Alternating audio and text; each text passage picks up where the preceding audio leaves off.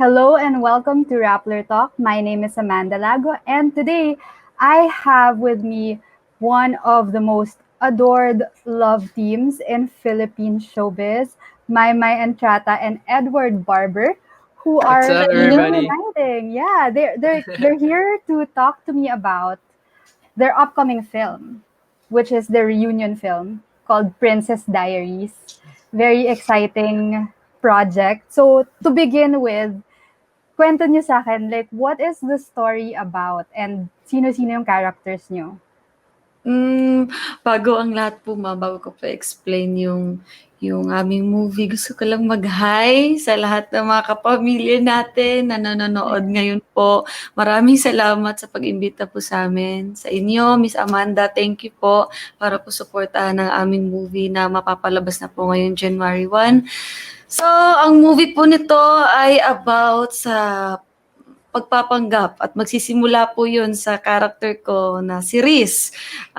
Si Reese ay magpanggap na bilang isang prinsesa kaya siya Princess DayaReese kasi kaya siya Princess DayaReese kasi dinaya ni Reese ang pagiging prinsesa. Oh.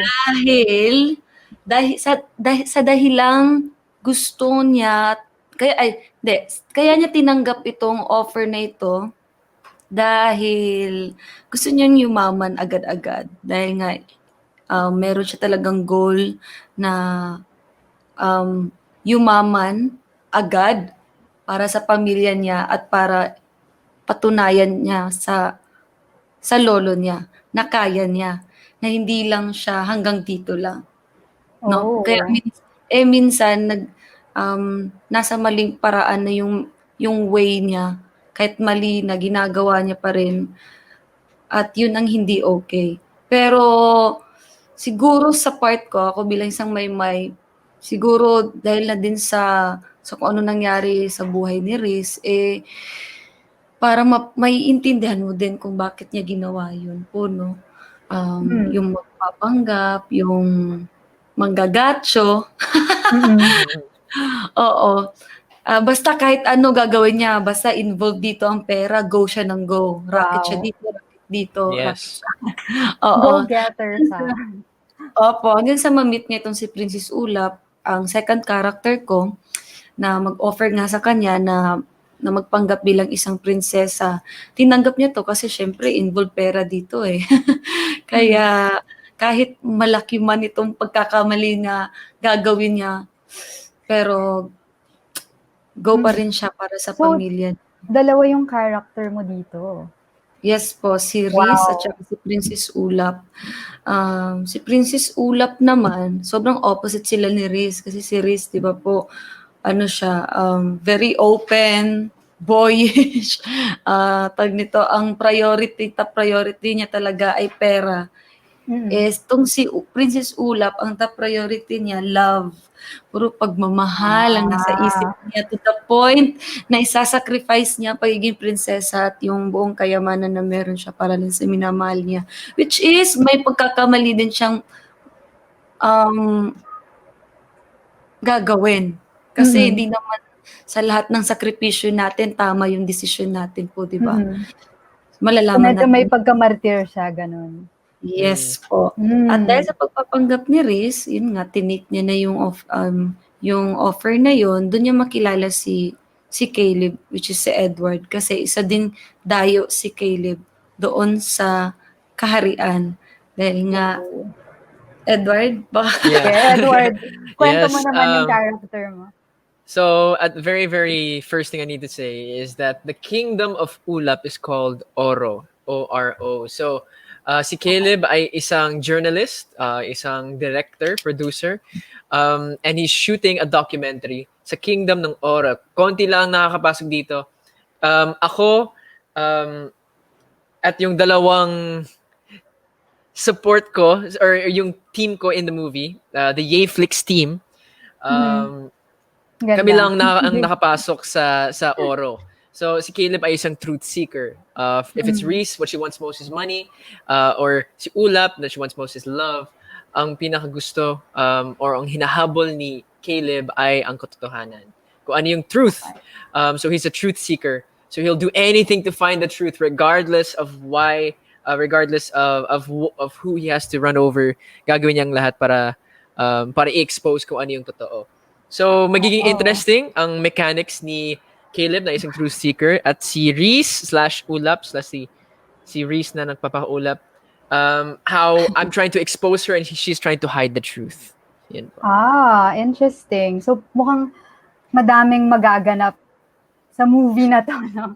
May, I wanna ask you, like, sa dalawa mong character, kanino ka parang mas malapit? Nakaka-relate. Oo, nakaka-relate. Mas nakaka-relate. Pareho po eh. Kay Reese, nakaka-relate ako sa kanya dahil may malasakit siya sa kapwa niya, lalo na sa pamilya niya. Yung lahat gagawin niya para sa pamilya niya. At kung meron man siyang dapat tulungan, tutulungan niya. Yung alam mong pag may pagkakataon siyang tumulong, gagrab niya yon para tumulong. Kasi maawain siya, parang ganon. Kahit ano siya, palaban siya, kahit sobrang strong niya sa harap ng tao, pero deep inside, may weakness tong si Reese. At pareho kami na hindi namin pinapakita sa marami yung weakness na yon kasi feeling namin Ganda ng sagot, May. oo, parang dun kami talo. So, tsaka lang namin ma-open yung weakness na yun kapag komportable na kami sa tao or napamahal ako sa taong to. So, yun. Pero hindi ako sang-ayon dun kay Riz, dun sa pagkagawa niya ng mga mali. Alam niyo po yun. Kasi marami namang ways para abutin mo yung pangarap mo na kung saan ay tama yung way natin. Kahit hindi man madali, pero alam mo, pinaghirapan mo, magiging worth it yun. Pero yun nga, kay Riz, basta madami din akong natutunan kay Riz. Pero mamaya na yun, baka kasi tanungin mo ko ano yung nalilern namin sa mauubusan natin po, no? Tapos, masabi ko na yung ending. Yun na yun. So, Oo, balik tayo dun. Sige, go. Go ahead. Ay, okay. Kasi may nakaka-relate din ako kay Princess Ulap. Kasi pareho kami ng definition sa love, sacrifice. So, yun. So, ganun ka pala magmahal. Talagang sacrifice. Yes po, oo. Pero natuto na ako mag-sacrifice. Mahirap Yung yan. mga disadvantages ng pagsakripisyo ng pagmamahal. Oo, natuto na. Oo. So, balik tayo dun sa first time na nalaman nyo na magkakaroon ng ganitong film. Like, kailan nyo nalaman na may Princess DayaReese and paano kayo naging part ng project na to? Actually, nalaman namin na may Princess DayaReese in 2019. 2019, pinisamin yung movie na to, yung script, our amazing scriptwriters, si Ate Christine, si Miss Carmi, who are actually the scriptwriters ng Loving in Tandem, sila nag-pick sa amin. And I remember, excited kami ni May nung pinisamin tong movie na to. But there was another project in the pipeline, tapos we were supposed to do it, tapos nagka-COVID, tapos problema sa production. So it kept on getting pushed back. So we found out siguro, kailan May? First quarter of the year siguro, of 2020 na magkaka-movie tayo. Tapos it Hindi only last went year through. pa to. Hindi, like when they had a meeting with us online saying matutuloy na. Tapos na-pause ulit dahil sa production. Siguro earlier this year. April. So then finally it started just late this year. So when we found out, excited kami sa script, kakaiba yung script. I remember being excited to see how Maymay would do her two characters. I remember kasi pag may first draft ng script, usually hindi yun ang final. Maraming mag-iiba, maraming magbabago. Kaya I was excited because I remember thinking na parang hindi ito yung magandang ending, may mas maganda pa. And then I can say that from this ending, from that first ending to the final one, which is in the movie, happy na happy ako, excited na ako to see it sa January 1, 2021. Oh, so nagbago pa yung original ending. How did that process go? Like, the changes? Paano nangyari yun? Curious. Ano po, ma'am? Paano nagbago yung mga changes sa script? Like, how did the ending change? Hindi po namin sasabihin. Kasi gusto niyo malaman yung ending. Pero ang masasabi ko, the ending in this movie, kahit yung pinaka-last scene, hindi ko in-expect na yun ang magiging last scene namin. Mm-mm. Talagang hindi ko in-expect. Until the very day that we shot it, akala ko may magbabago pa. Na may, Pero oo. bakit siya nagbabago? Like, dahil ba sa environment? Dahil sa input nyo? Kasi po kasi dalawa yung mundo doon sa movie na yun. Kasi gumawa kami ng panibagong mundo. 'Di ba sabi ko po sa inyo, dalawa yung character ko. Itong si Reese, yung normal na dito sa atin. Itong si Princess Ulap kasi, may sarili siyang mundo. Yung kaharian nila kasi, may sariling culture, may sariling lengguwahe. Basta panibagong mundo, Okay. panibagong mundo din. Kaya ang hirap yung ending kasi hindi mo alam kung saan ka mag-e-end. Pati yung relasyon ni Caleb at saka ni Riz, kung saan, paano mag-end. Ang hirap sabihin kasi So, natuto ka pa ng bagong, ng bagong lengguwahe. lengguwahe. Yes. Opo, shout out talaga sa writer, si Miss Christine tsaka Miss Carmi. The best sila talaga. Ang galing lang ng nabuo nilang kwento kasi Wow. panibago siya talaga para sa atin at basta Basta abangan Can you nyo. say- Oo. Can you say nakaka-excite at something in this language? ano po? May masasabi ka ba? May masasabi ka bang any phrase in this language ni Princess Ulap?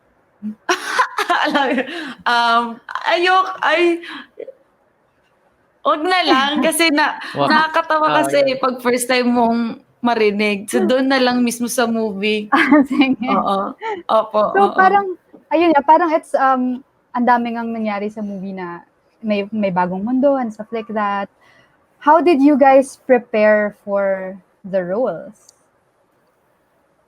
We both had workshops with our amazingly talented and patient acting coach na si Miss Anna Fileo, one of, I think, the best that I know. And I know Maymay had her own preparation. I had my own. But a lot of it was, para sa akin, mental preparation. Kasi di mo alam kung ano yung mangyayari. Siyempre, first time na sa loob ng quarantine, ng lock-in shooting. Di mo alam kung ano yung... Siyempre, sanay kami sa old normal, kumbaga, na makakauwi kami sa bahay. If we had a bad day at work, I can go home, talk to my family, express it. Pag nasa shooting, minsan, you have to just stay in the room. Pero I have to say, I love the new normal, and preparing for it was something that you can't prepare for, honestly.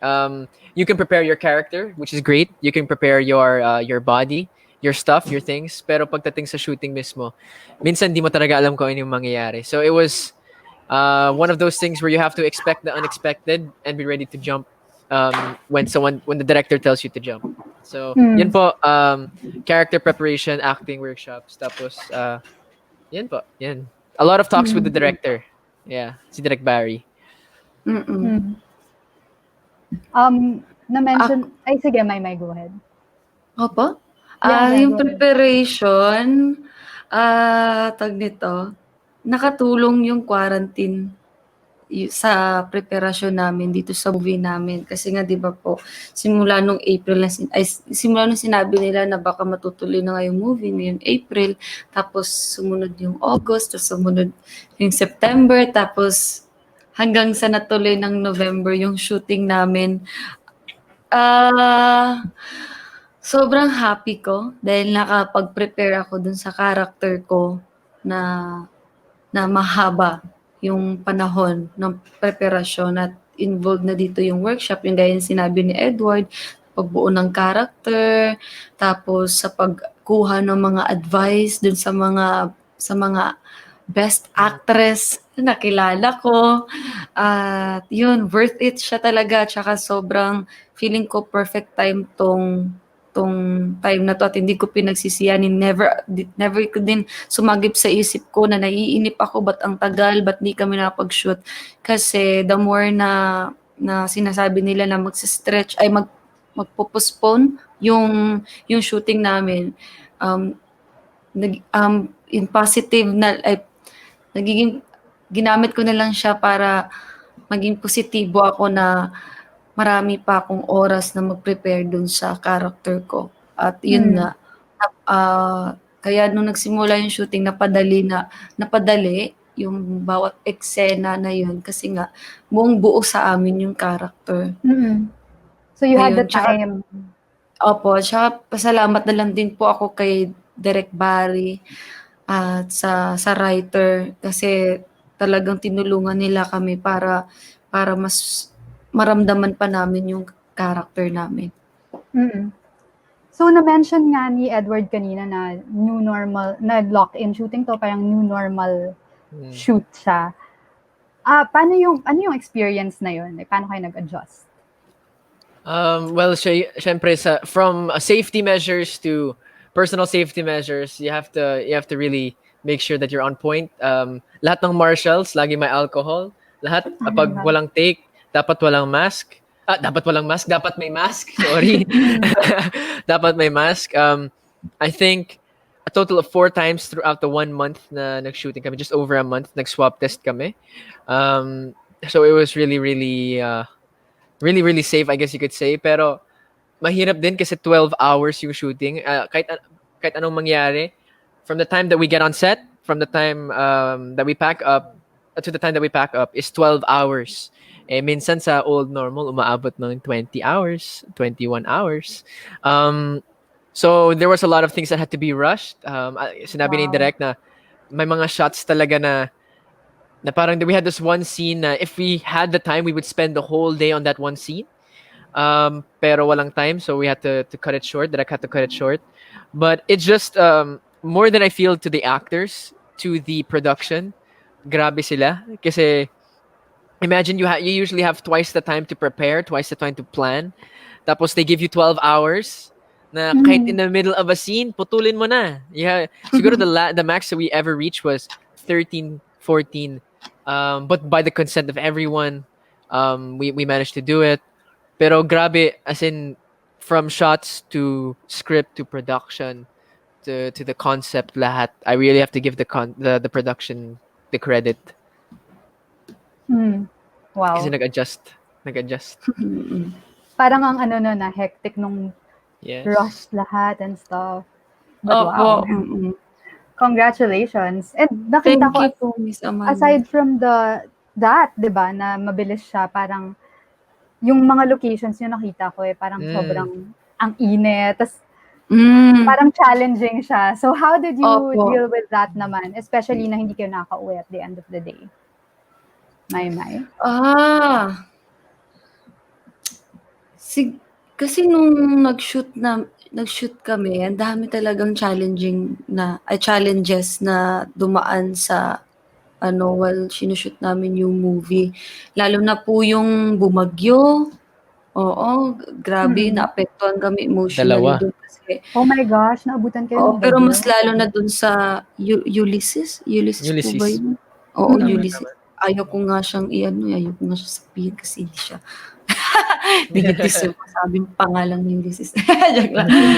Kasi talagang emotionally naapektuhan kami noon, lalo na dun sa mga nasalanta ng bagyo. Kaya sobrang nasad kami noon. Kaya may 2 days yata kami nagpahinga kami or feel namin kung masushoot kami tong araw na to kasi baka delikado pa. Tas ang nangyari ang nangyari ay pumunta na lang kami sa ibang location kung saan mas safe, tas babalik na lang kami kung may kukunan kami ulit. Tapos hindi naging madali, lalo na yung bagyo. Pero yun nga, ginamit namin yun para mas maging ma-motivate kami na mapaganda yung movie. Kasi ang dami-daming nakakalungkot na nangyari sa taong ito. So parang ito yung gift namin para sa sa kanilang lahat para mabago namin yung simoy ng hangin sa taong ito. No po, at simulan natin ng panibagong vibes, saya, na puno ng saya, pag-asa na tayo makakabangon muli. So yun. At ito, isa din sa mga naka-challenge nga, gaya na sinabi ni Ma'am, sobrang init, inasal tuktok kami ng bundok lagi. Kaya ito, nagka-sunburn ako, ang dami nagtatanong. Kala ko nga, hindi ko na kailangan explain, siguro naintindihan naman nila. Pero Nung nag-talkie-talkie ako, TikTok ako ba? Bigla, dami nag-message na, anong nangyari sa braso ni Maymay? Ala, ba't ganyan? Nagpatattoo na ba siya? Tatong puti? O paano yun? Saan ba makakuha niyan? Sabi ko, oh my God, kailangan ko pala talagang i-explain sa mga hindi pa nakakalam. Ito po ay sunburn.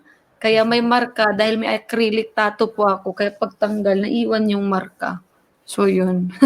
Ang ganda. Siguro ang dami ng gagaya niyan, yung magpapa-sunburn Opo. sila. Maganda siya talaga, ma'am. Struggle lang siya talaga pag may shoot ako sa endorsement Yes. o kapag mag-aasap na ako, Oh good my luck to me. God. So, mini-makeupan Kasi mo rin yan. hindi kawawa yung makeup artist ko po kasi siya talaga yung nagtatakip. Sabi ko, sorry. Tapos sabi ni Miss Bianca Gonzalez, matagal-tagal po daw tumawala. Pero okay lang. Minsan lang naman sa buhay yung mag-risk ka eh. So, paano yun? Every time sa set ng Princess DayaReese, nilalagyan ka niyan? Or ano yun, Yes tuloy-tuloy po. mo suot? Hindi Hindi nahirapan yung po. Everyday po. Acrylic tattoo po kasi siya. Yung acrylic painting na na yung paint na ginagamit sa painting na acrylic. Natatanggal siya everyday. Tas, kaya nga hindi na nahihirapan yung nagpipaint nagtatattoo sa akin kasi may marka na. May pattern na siya. So, yun Yan ang, po. yan ang tinatawag mong commitment to the role. Yes po. So, may napanood akong interview nyo previously about Princess DayaReese. Tapos na-mention nyo nga na super proud kayo sa movie na ito. What makes you proud of this film? Oh my Ooh. gosh. Nice question. Sig- Uh, Nakaka-proud kasi dun pa lang sa sinabi namin sa sarili namin while sinushoot yung movie, di ba, kakapanggit ko kanina na madami po kaming pinagdaanan na pagsubok while sinushoot yung movie. Yung sinabi pa lang namin sa sarili namin na hindi tatapusin namin to, gagawin namin to para sa ikasasaya ng lahat at kaya namin to. Dun pa lang ay nakaka-proud na yun po, di ba? Yung tatagan mo yung loob mo kahit hindi mo alam kung anong mangyayari, kung magiging maganda yung kalabasan ng shooting, kung ano pa mga pagsubok na darating sa'yo. Pero dahil pinili mo maging positibo, tatagan yung loob mo, na alam mong magiging okay ang lahat, na alam mong magiging magandang kalabasan nito. Doon pa lang, proud na kami. At true enough nga po, ma'am. Natapos namin yung movie na satisfied kami dun sa nabigay namin energy. Binigay namin lahat, yung best namin dun sa movie namin. So yun, worth it siya. Kaya nakaka-proud. Yay! Congratulations. How about you, Edward? nakaka-proud siya dahil may mga times before, I wouldn't even say just in show business but also in my own life where there are times na parang ang hirap, suko na. I wouldn't say it. I wouldn't necessarily do the action, but within my heart I'd say like, hindi, parang di ko kaya to. Hintayin ko na lang yung next chance. And I was reminded that you really have to fight for it. I don't care what it is. If you think it's worth it, you have to fight for it. So I was reminded of this, and I said, I had a few moments where I said some stuff, but I realized that I have to really man up now and fight in everything that we do, especially in the shooting. So I'm proud because there was a small moment at the beginning when I was like, parang di ko to kaya. And then I made a decision through the guidance of some amazing people in my life that really I have to be kind to myself and I have to keep on pushing. So honestly, there were so many things. Like I'm that type of person who will critic myself and everything to the very last word, yung tono ng boses, yung nuances.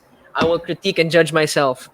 So I was reminded to be kind to myself and give my 100%. So I don't care necessarily about what people say about the movie. I know I gave my 110% in every scene that we did, and the rest is in God's hands and the editor's hands.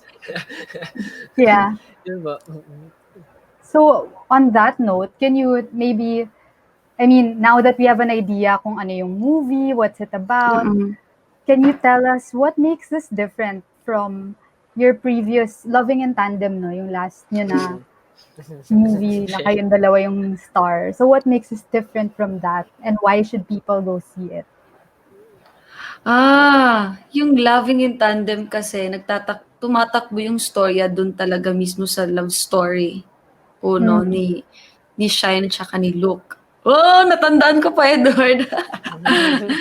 Pero itong movie na ito ay hindi lang about love story. About din sa family at about din sa mismo sa sarili natin na ang isa sa mga sa mga pinagsisihan kasi natin po, no, akala natin isisisi natin dito sa mga taong to kung bakit tayo ganito.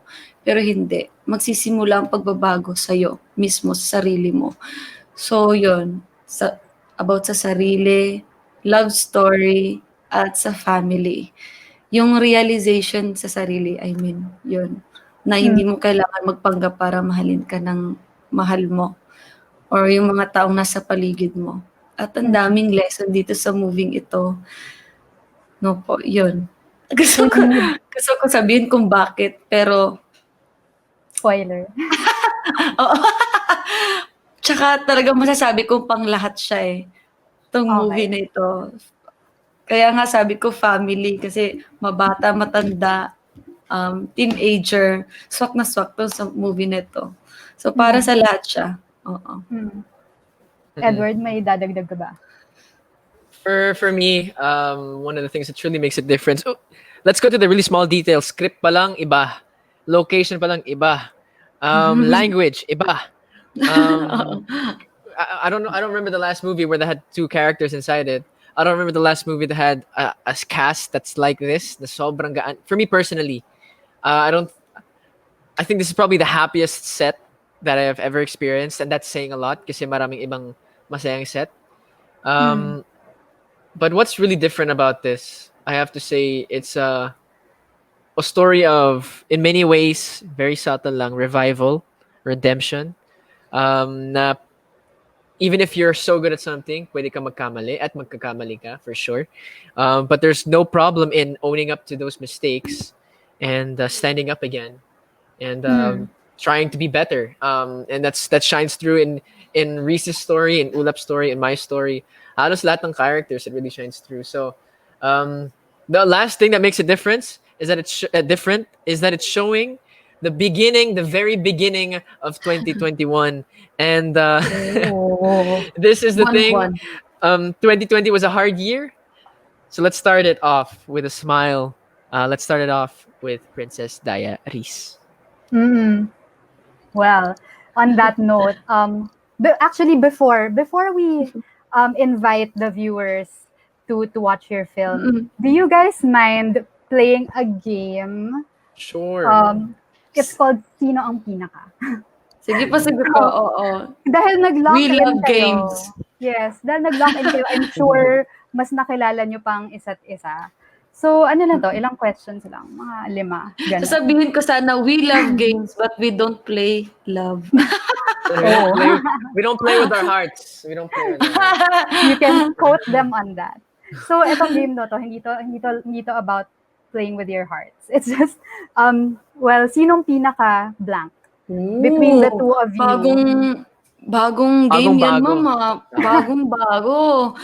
Parang sarcastic kayo, ah. Hindi parang, ma'am. Ganun talaga. Okay, let's go. Between the two of you, sino ang pinaka-likely na ma-late sa set? Oh, easy.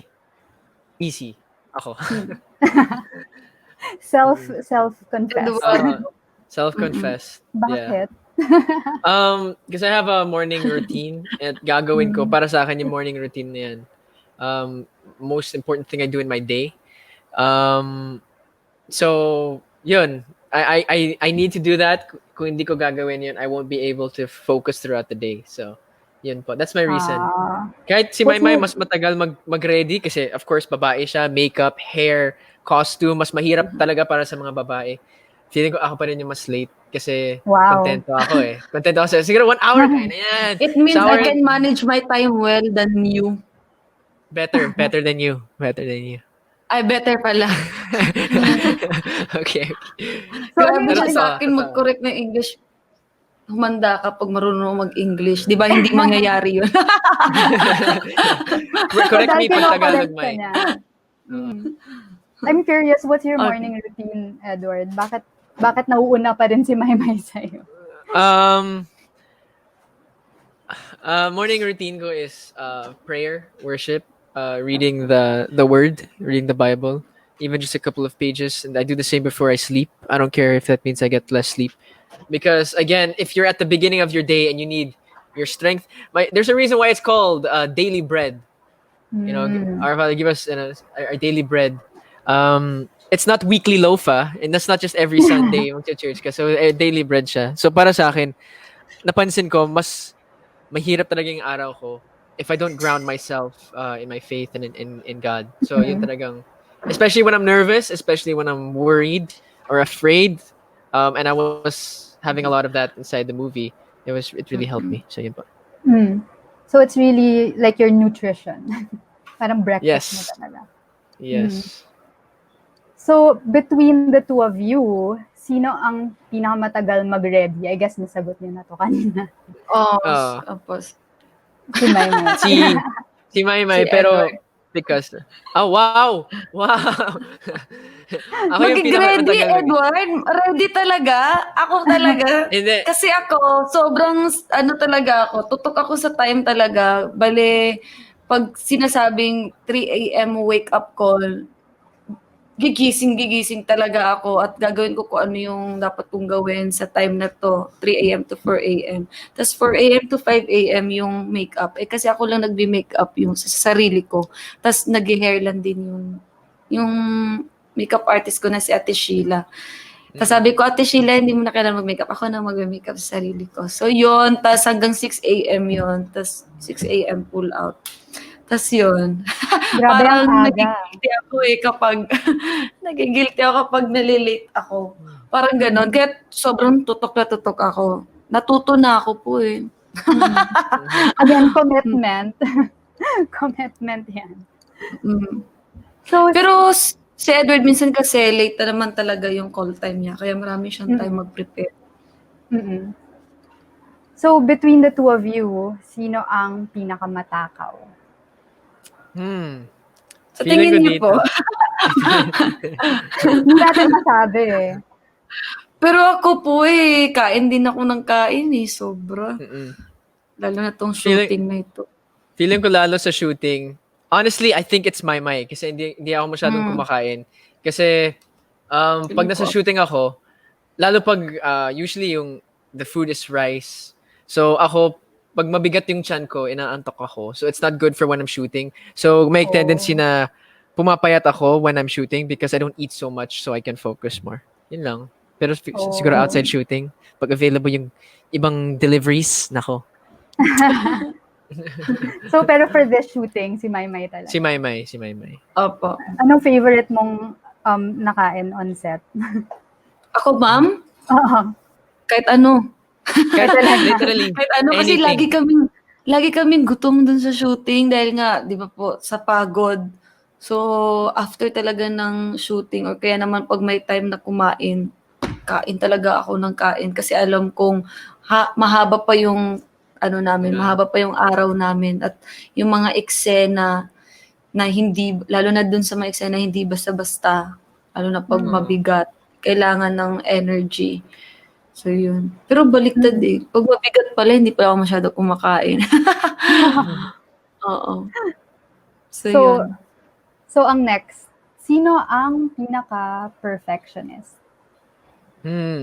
I think this is hard. Perfectionist? Feeling ko parehas kami perfectionist. Ako, like I said a while ago, minsan di ako kontento sa ginawa ko. So, pag sinabi ni Direk, move on tayo. Parang, okay ba yan, Direk? Pwede panoorin ko muna. Pero may ganun din si Maymay, I feel. Tama ba, May? Oo, lalo na yung dati. Pero natuto na ako, ma'am. Kasi minsan kapag sobrang perfectionist ka, nag-overthink ka Tapos, pag nag-overthink ka, mas lalo mo hindi magagawa yung gusto mo. Kasi, yun nga, nag-overthink ka, tapos ito yung expectation mo, tapos hindi mo magagawa. Kaya nakifrustrate ka. So yun, ni-lesson ko na yun. So talagang sinisigurado ko mismo na, ito yung eksena ko, ito yung sasabihin ko, ganyan. Nang sa ganun ay, magawa ko siya ng tama. Tas ito lagi, minsan ko lang pinapanood yung sarili ko sa monitor. Pero pag feel ko naman na okay yung ginawa ko, dun okay na ako. Pero pag feeling ko na may gusto ko idadagdag, gusto ko i-take agad. Ayaw kong tingnan yung sarili ko sa monitor kasi minsan nako-conscious ako. Ayaw ko pa naman na-conscious kasi pag nasimulan ko na mag-conscious sa sarili ko, magbablock ako sa lahat ng emosyon. So, yun. So, better for you na hindi mo napapanood. Opo. So, sa movie nito, masasabi ko hindi ako masyadong nag-overthink talaga. Bale, mas pinili ko na maging open at gawin lang yung eksena na na na walang iniisip na na kung ano yung sasabihin ng ibang tao o kung uhusgahan ka ba nila o hindi. Kasi yun yung ko dati, yun yung mali ko dati. Kaya nag-overthink ako. Kasi laging nagde-depend yung utak ko sa approval ng tao, which is hindi siya okay. So, yun. Well, that's good. Siguro nagbago yung performance mo dito, makikita ng mga tao. For sure. Makikita nila. Ako, witness ako dito. Makikita nila. Si Edward, grabe. Si Edward na yung nagsabi. Oo. Si Edward din, So between the two of you. Hindi siya talaga sumuko. So, next question. Between the two of you, sino ang pinaka-mababaw ang luha? Maymay, ikaw. Gusto mo tumagot? Parang alam mo na yung Sa totoong buhay sagot. po? Sa totoong buhay o dun sa yung pag naggawa kami ng eksena? Sa totoong buhay. Sa totoong buhay. Si Edward. Yeah. Ako. I'm a feeler. I'm a sensitive guy.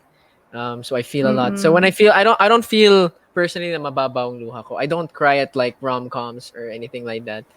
Pero when I feel something, I feel a lot. So that leads me to crying more, expressing more. I'm not the person who hides his feelings a lot. So that's the reason I am. That's the person I am. That's good because you're an actor, so okay ata yung maging sensitive. Pero pag nag-overthink, nagsha-shut yan. So again, when I feel a lot. So if I feel negative thoughts, it's hard to. I'm still honestly in the process of learning from others on how to defeat that. And to anyone going through that, go overthink yung may anxiety. Okay na okay yan. Again, it's completely natural. You're not gonna get to the top of the mountain in one day. And after you get to the top of the mountain, syempre, you have to go down. So, mountains and valleys, yun lang masasabi ko. But again, it's a process. And I'm happy to be on my process, even though I'm not going as fast as I want to be. I wanted to be 100% always, pero syempre, hindi ko magagawa yan. It's a journey. So, yun lang po. One step at a time. Wise words from Edward Barber. Okay, last one for this game. Sino yung pinakamadaming bloopers? Bloopers? Yung sa set. Pagkaalala ko, ako yata. Si Maymay, pero si Maymay, siya yung komedyante, really out of the character. So, syempre yung director din namin is a comedian. So, marami siyang options. Marami siyang, marami ganon. So, yan, marami si Maymay. kaming versions. Yes. So, hindi siya masamang thing na. Hindi naman po. So, on that note, congratulations guys for this film. Can you invite us or invite the viewers to watch it? Yes po. Thank you po, Miss Amanda. Yes. Thank you sa pagsama sa amin dito sa Rappler. Sana po nag-enjoy kayo at sana samahan niyo po kami ngayong January 1 or 1/1 sa aming movie na Princess DayaReese, directed by Direk Barry. At marami kami mga kasama na na co-artist namin dito na talagang tiyak na magugustuhan nyo at mamahalin nyo din yung character nila. Yun So, lang po, katulad yung kinuwento namin throughout this whole interview, there's so many unique things about this movie. I wouldn't be talking about it so passionately if it wasn't ganun levels. So lahat ng kinuwento namin, available only for 150 pesos, guys. Pwedeng mapanood niyo ang Princess Diaries sa ktx.ph, I Want TFC, TFC IPTV, Sky Cable Pay-Per-View at Signal Pay-Per-View. Kaya book your tickets na. As I always say, Maymay, what are you waiting for? what are you waiting for? What are you waiting for? Please, samahan nyo kami to restart our life with love. Lagi namin sinasabi yan sa lahat ng guesting. Kasi yun yung point ng movie. One. One. Let's go! Ganda. So thank you guys for Thank being you. here and answering Thank you my po. questions. And to everyone tuned in, if you want to watch the movie, you know where to catch it. This has been Rappler Talk with Edward, Barber, and Maymay Entrata.